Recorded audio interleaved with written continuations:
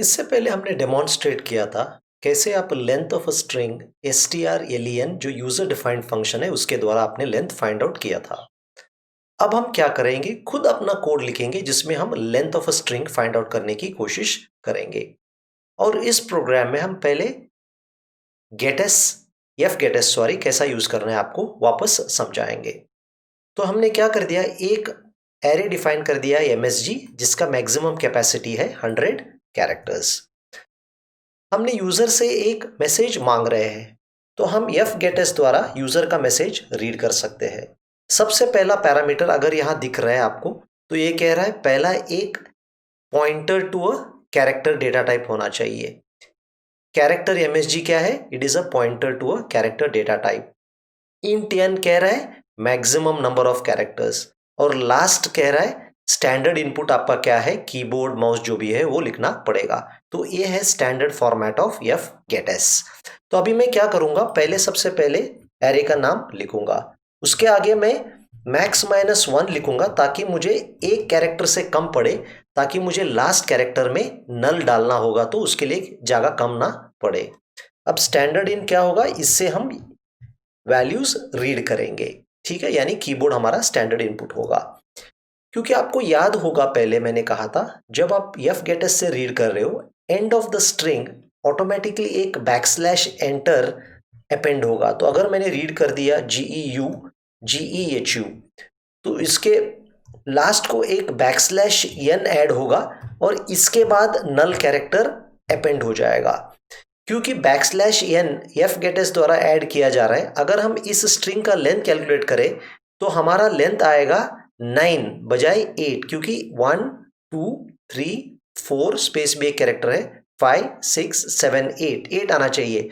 क्योंकि backslash n हम use कर रहे हैं, अपेंड कर रहे हैं fgets, लेंथ आएगा 9। तो पहले स्टेप हमें इसे बैकस्लैश n को हटाना पड़ेगा। हटाना काफी आसान है। मैं क्या करूंगा, वाइल मैसेज ऑफ i, ठीक है, not equal to backslash n, तब तक मैं आगे बढ़ते जाऊंगा, मतलब एरे के आगे बढ़ते जाऊंगा और i का वैल्यू बढ़ाते जाऊंगा।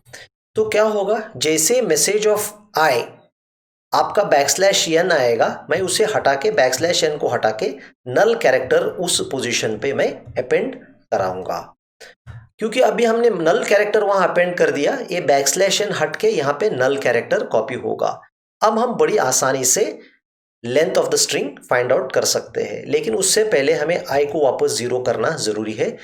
बहुत बार स्टूडेंट्स ये स्टेप मिस करते हैं, जैसे वैल्यू को रीसेट करना है या वापस ओरिजिनल वैल्यू को लेके जाना। क्योंकि अगर आप वो i को 0 करने भूल गए तब आप बड़ी प्रॉब्लम में आओगे, क्योंकि आपका एरर आउटपुट सही नहीं आएगा। वाइल msg ऑफ i, ठीक है जी, नॉट इक्वल टू नल, तब क्या होगा, मैं i का वैल्यू बढ़ाते जाऊंगा, मतलब i गिनते जाएगा जब तक नल नहीं एनकाउंटर होगा।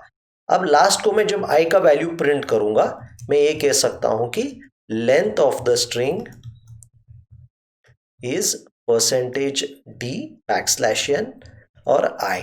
तो अभी क्या होगा, i का वैल्यू, इसमें कितने कैरेक्टर्स है, GEU स्पेस GHU में 8 का वैल्यू प्रिंट होना जरूरी है। एक बार आपको प्रोग्राम समझाता हूं। सबसे पहले मैं यूजर से एक मैसेज एक्सेप्ट करा रहा हूं। fgets का फर्स्ट पैरामीटर है एरे, मैक्सिमम कैरेक्टर्स यूजर को एंटर करने अलाउ करने के लिए मैक्स माइनस 1, मतलब यूजर 99 कैरेक्टर्स एंटर कर सकता है, एक कैरेक्टर नल के लिए रिजर्व होगा। ये होगा स्टैंडर्ड इनपुट, मतलब स्टैंडर्ड इनपुट मेरा कीबोर्ड है, इसलिए हमने स्टैंडर्ड इन लिखा है। सबसे पहले प्रॉब्लम क्या है fgets में, वो बैकस्लैश n ऐड करेगा। तो इस बैकस्लैश n को हटाने के लिए मैं क्या कर रहा हूँ, ये मैसेज के अंदर मैं घूम रहा हूँ जब तक मुझे बैकस्लैश n ना मिले।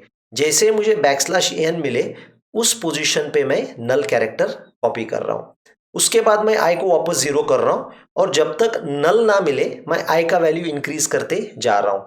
क्योंकि i का वैल्यू मैं इंक्रीज करते जा रहा हूँ, समझ लीजिए i है 0, यहाँ होगा 1 2 3 4 5 6 7 और 8, u के बाद होगा 8, तो i का वैल्यू होगा 8।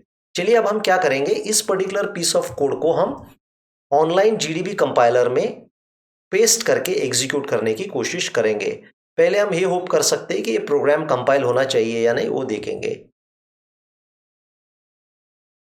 ठीक है, प्रोग्राम तो कंपाइल हो रहा है। तो GEHU तो टोटल कितने कैरेक्टर्स है? 4 स्पेस 5 6 7 और 8।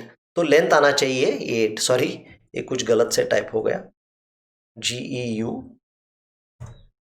लेंथ होना चाहिए 8, तो 8 सही आ गया। अगर हमने ये बैकस्लैश एन न हटाते तब लेंथ आएगा 9। वो भी दिखा दूंगा आपको मैं, यहाँ पे इसे कमेंट कर दूंगा। अब आप देख सकते हो प्रॉब्लम क्या होगा। अब आप देखोगे इसका लेंथ गलत आएगा, लेंथ आएगा 9। ठीक है, GEHU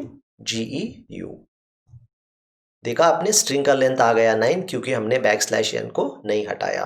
तो होप्सफुली आपको एफ गेटस कैसा यूज करना है समझ में आ गया। आपको लेंथ कैसा फाइंड आउट करना समझ में आ गया है। लेंथ फाइंड आउट करना काफी सिंपल है। क्या होगा, जब जी पे होगा आई का वैल्यू 0 होगा, जी के बाद आई का वैल्यू 1 होगा, ई जाने के बाद 2 3 4 5 6 7 और 8। इस तरह एक एक कैरेक्टर पे जैसे जाएगा ये आई का वैल्यू बढ़ते जाएगा, तो इसी तरह एक एक कैरेक्टर पे बढ़ते जाएगा और उसी तरह आई का वैल्यू भी इंक्रीमेंट होगा और आपको करेक्ट लेंथ दिखाई देगा।